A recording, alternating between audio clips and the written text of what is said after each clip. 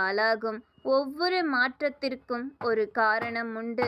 காரணமின்றி விலைகள் இல்லை. நிரந்தரமானது என்று எதையும் ஏற்க முடியாது.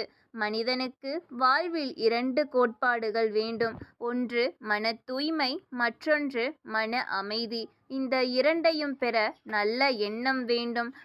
மனம் பல மாயைகளை உடையது.